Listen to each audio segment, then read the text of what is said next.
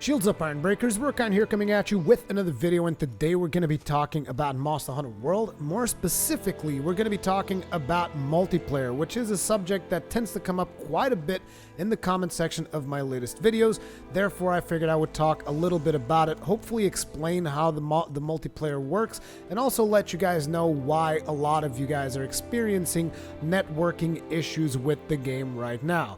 So for starters, Monster Hunter World came out on the exact same day as Dragon Ball FighterZ. Both of these games have quite the strong online component to them, and therefore that caused some serious issues with repeated downtimes, at least on PlayStation Network. I haven't really been following the situation that much on Xbox Live because obviously I personally play on PS4, but it's like if you're experiencing the same kind of issues there, like your network keeps going down, that kind of stuff, it is because both of these games launched on the same day, and as we all know, whenever there are big launches, usually the networks can't really take all of the users trying to get in at the same time on launch day and the subsequent weekend. So I'm expecting things to normalize over the course of this week and next week. So hopefully the networking issues will be solved. But basically the point here is if you're seeing like an error message that looks like it's actually from PSN instead of the game, or from Xbox Live instead of the game, that's probably because the network is still under heavy load from the recent release of these two titles. But beyond that, let's actually talk about the different multiplayer modes. So right now we're in start game mode. And when you select your character in here, it's going to give you three options: search for an online session, create an online session, and squad session search. I'm going to get into squad session search last because I'm also going to show you guys how you can actually build up a squad so that you can play together with your friends and you can just seamlessly join into your friends' sessions, which is the intended use of the squad session search. So now let's first look at search for an online session. So if you hit this button, essentially it's going to give you a bunch of options here. So you got Matchmake. What Matchmake's going to do is it's going to instantly try to find you like the thing that there's a bunch of people queuing for. Like, say, to me, what happened to me when I first tried using this is there was a bunch of people trying to hunt an Anjanath. So it just put me together with a bunch of more people that were looking to hunt an Anjanath, and boom, we went on it. We could do the Anjanath hunt. Matchmake, that's what it does. It just tries to get you into a match with 4 other people that are close to your hunter rank and just tries to get you in there as fast as possible. Now, if you go to filter search, this is where you want to go if you want to hunt something more specific. You can go player type. You can select the player types you want if you want to have experienced or beginners. Just remember, whenever you start limiting this stuff, it's going to, there's going to be less chances that you will actually find anyone. Then you can actually have quest preference. So say, I just want to focus on side quests, I want to do investigations, event quests, arena, and basically the game is going to take your selections here and is going to try to find you an appropriate match. Now bear in mind, if you're selecting like a specific monster, particularly in my case, because I'm not that deep into the game yet, there's not going to be that many people doing some of these starter monsters because people hunt these monsters and then they move on. A lot of times they will even hunt these solo and not even worry about it. So most of the time you will want to use this type of stuff to hunt for high-ranking monsters. Not like you don't want to use this for hunting a Tobi Kadashi because it's a pretty easy monster. Anyone can do it. Maybe Anjanath and Rathian if you're having issues there. These will probably be pretty popular, but the Tzitzi-Ya-Ku, nobody's going to be hunting Tzitzi-Ya-Kus and looking for help. At least, I don't think so. I don't know. Maybe the Paolumu. So you have to basically keep in mind the monsters that you select. You need to select something that is actually challenging. Otherwise, you're not going to find anybody else doing it. Like, for instance, if I try to go for the Tzitzi-Ya-Ku and I try to just look for any quest, could not find specified online session because nobody's doing it. But, for instance, if I go, let's see, if I go for a Diablos, I don't know if anyone would be hunting it. Yep, see, there's 2 people hunting a Diablo. There's 2 people looking to hunt Diablos. So there you go. This will give you 2 lobbies. So it's working just as intended. It's just you can't expect to find people specifically for the monster that you are looking for. That's probably not going to happen if that monster is weak. Then you also have hunter rank preference. So if you only want to play with people around your hunter rank, you're going to hit similar rank. Now the problem with that is, like I said, The more you start limiting this thing down, the less the chances are that you're actually going to find a lobby. You can also select language. You can go with same language or any language. In my case, I went with any, and there was actually a Japanese lobby that I could join as well. But that's how filter search works. That's how you search for sessions, and that is working. If that is not working for you, there is either a problem with your network. By that I mean with PlayStation Network or Xbox Live, or there could be a problem with your ISP. I don't know, but like that's the way it's supposed to work. And then there's search via session ID. Now, this is a little bit more complicated, and I will tell you how to find this session ID, but this is basically going to be, I think it's like a 12, I'm not sure if it's 12 or if it's 10-digit code that you type in and you can join in on a specific session.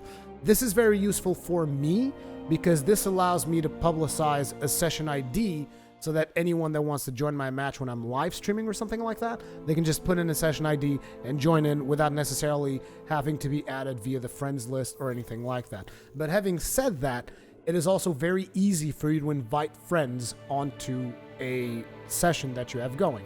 So for starters, let's actually create an online session. Now your online session, if you want to make a public one, if you want to just have an open lobby, you can set this up, tell people, okay, you want beginner players, you want experienced players, any player, quest preferences, like again, you can set up a lobby to hunt a specific monster, and maybe if somebody else is looking to hunt that monster, they will join your lobby, which again, these are the same things that the game is going to be looking for if you go to search for an online session, filter search. This is the same fields, so basically if you create an online session that somebody else is looking for, this thing is going to match you two together. That's how it works. I'm going to be creating a private session. I usually play in private sessions because I'm either playing with my friends or I'm playing with people from my live stream. I very rarely group up with randoms. So we're going to go private session just so that I can show you guys a couple of more multiplayer features as we move on here. Okay, so we created a private session, and at this point, if you want to go ahead and just play by yourself and just engage in quests and solo, you can just keep on going, because this is how you essentially play the game by yourself in a private session. You're always going to create an online session. If you are offline for some reason, if your ISP's down or something like that, the game will just prompt you to play offline, and you can still play without being online. But other than that, you will always be in an online session. Now, if you want to invite friends to your session, it is super easy. You just press the start button, go into your, it's in communication. Another communication, like you can see that there's a bunch of menus here. If you go all the way to communication, and in there is invite a friend. So this is how you invite friends from your player list. This is how you invite people from your friends list into your session. Just invite friend, open friend invite screen. This should be familiar if you've ever had any multiplayer experience in PSN. Now you can just go through here, select the friend that you want to add. Boom, done. This shouldn't really be news for anyone.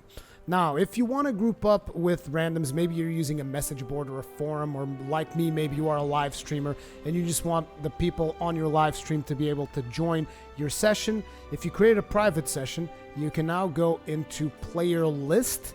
And if you go here, it will show you the online session ID that I told you guys. So if you guys remember, there was that feature at the start of this video where I showed you, which is search by online session ID.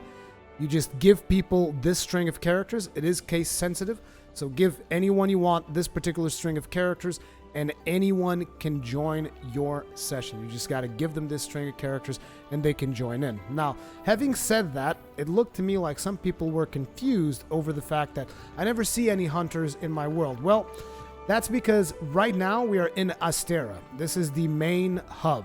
You will never see another hunter in this hub unless it's an NPC or something like that. Some of you guys might be confused by that because probably you were expecting to see other players roaming around in the city.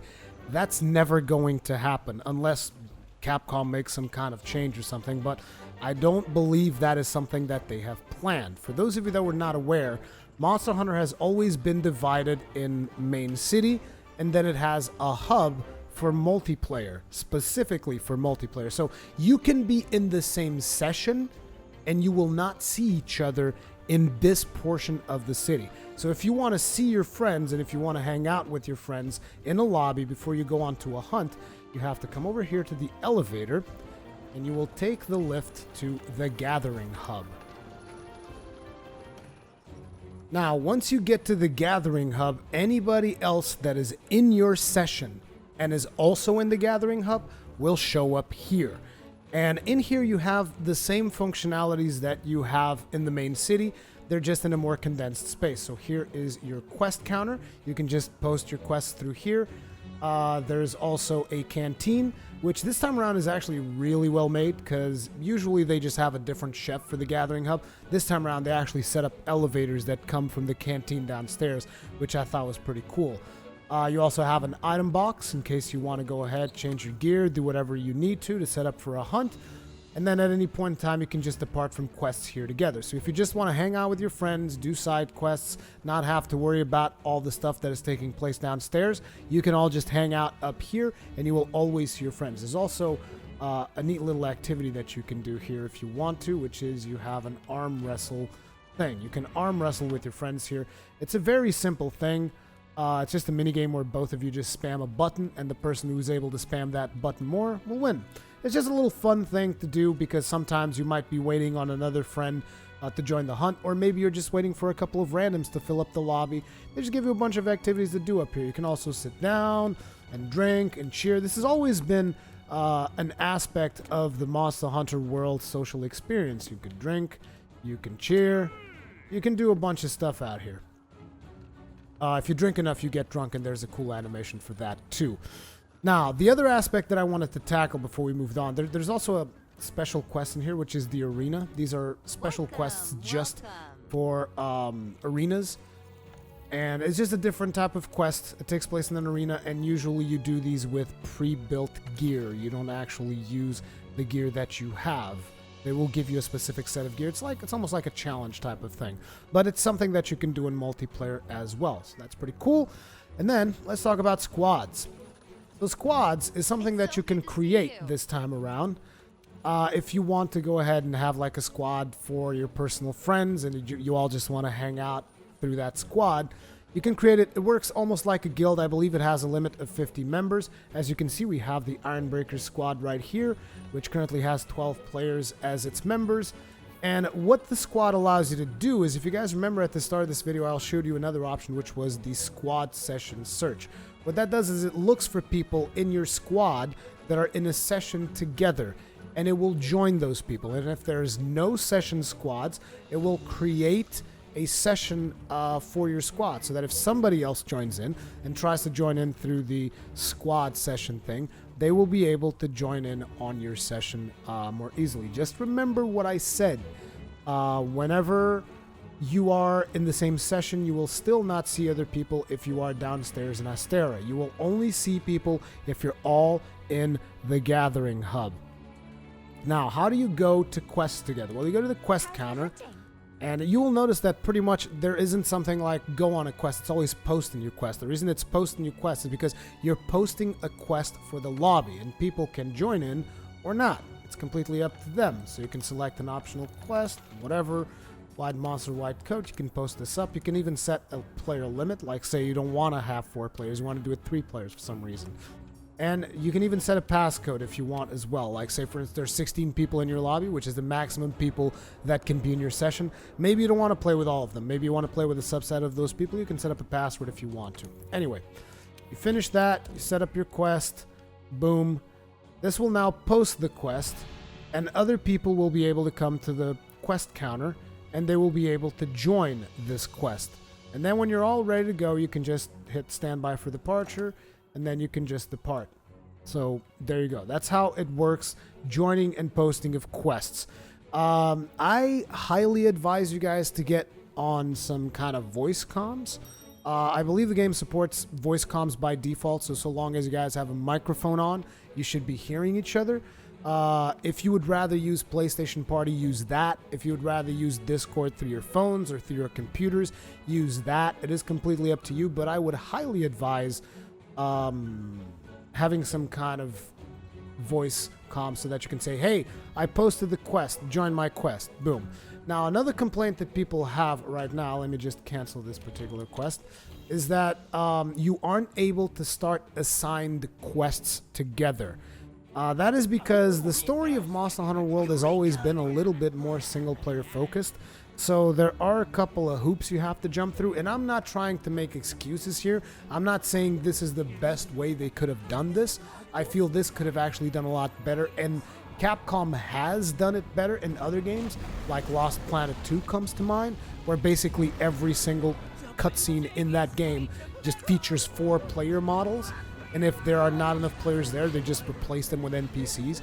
That would have been a lot cooler. But what happens in this particular Monster Hunter is that some of the scenes, actually most of the scenes in the assigned quests, only feature one hunter. And the problem with that is, like, it's a little bit immersion breaking if there's 4 hunters there and someone sees a cinematic and only one of the hunters is featured. That's the only reason I can think of why they did it like that. To be completely honest, I'm not 100% sure. But what happens with that is if you come up to the quest counter and one of your friends is on an assigned quest, if you just hang out at the join quest bit, I can't do it because there's nobody here in my lobby right now.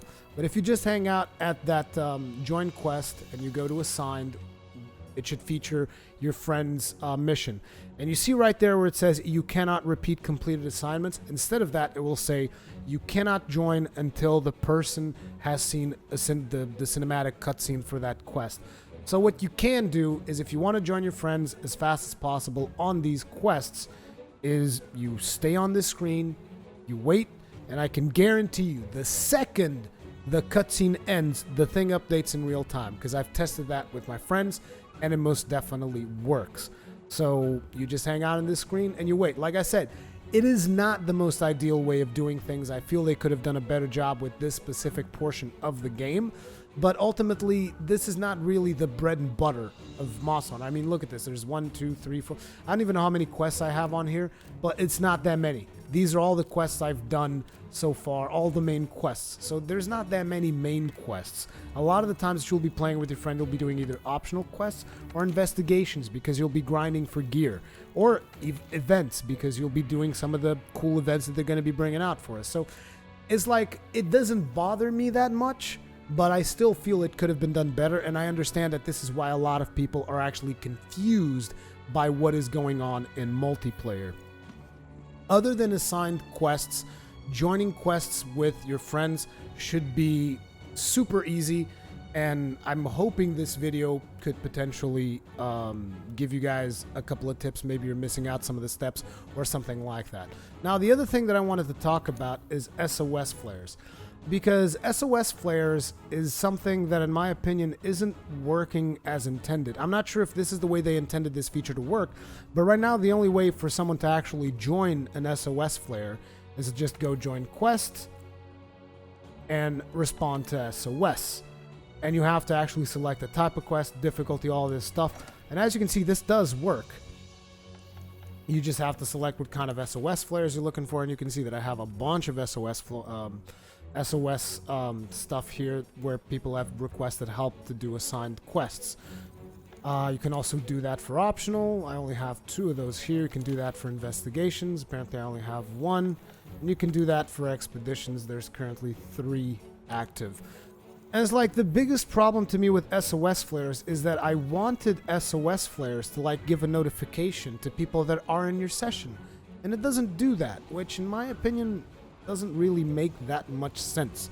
Like, if you have 16 players on a session and a player in that session sends out an SOS, at the very least it should notify the people in that session.